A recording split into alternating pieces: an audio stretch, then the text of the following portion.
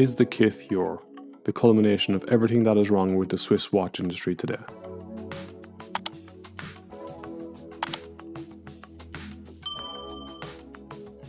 Yes, we've had the Moonswatch and the Blancpain 50 Fathoms, but these are collaborations of watches under the same umbrella.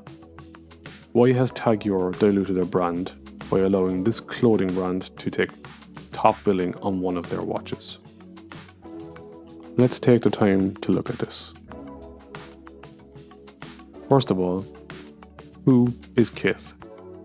Kith is a brand founded in the US in 2011. They sell men's, women's and kids' apparel.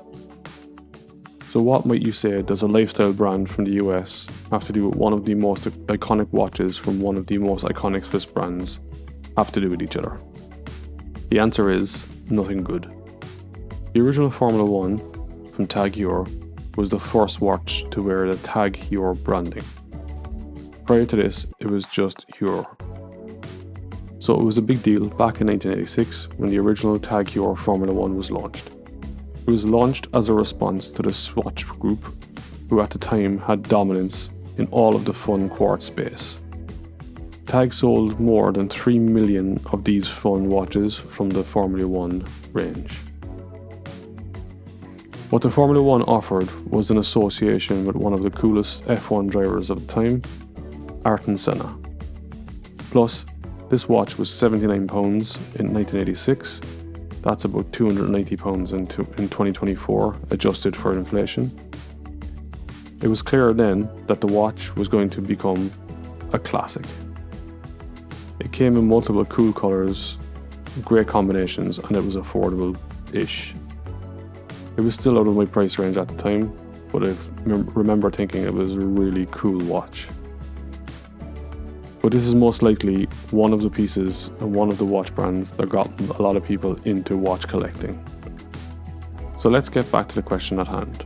Why would one of the largest luxury watch companies allow their brand to be diluted like this? The only answer I can think of is greed. Why else would they bulldoze past their loyal customers' nostalgic memory and frankly tarnish the legacy of its cool timepieces? The Kith x Heuer is a $1,500 quartz reissue of an affordable watch. And what makes it even worse is it's limited to 5,000 pieces. If TAG had just reissued this as a sub $500 watch with no limited editions, I'm sure they would have sold millions to very happy, loyal customers. Instead, they annoyed the people who would have bought this because of the TAG Heuer brand, and instead, for a paltry $7.5 million total, they have, in my opinion, missed a huge opportunity. If we look at this from purely a financial standpoint and reversed what they had done, if they had just sold this watch as a $500 reissue, they probably would have sold the same 3 million units that they did back in the 1980s.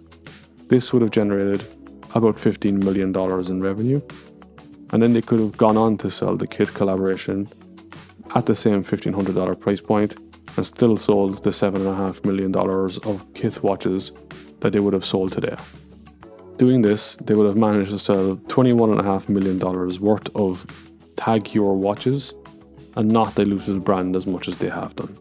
But no, they have also backed themselves into a corner, because even if they release a non-limited edition, it couldn't be priced much lower than the Kith version. So most likely it would be around the $1,000 for a plastic quartz watch. They have single-handedly made the Moonswatch look like an absolute bargain. Do you think I'm onto something here, or do you think I'm out of touch with what is normal nowadays? Leave your comments below and let me know your opinion. So if you like the look of this video, please consider giving it a thumbs up, maybe even give a subscription to the channel. What's next on this watch journey? Only time will tell.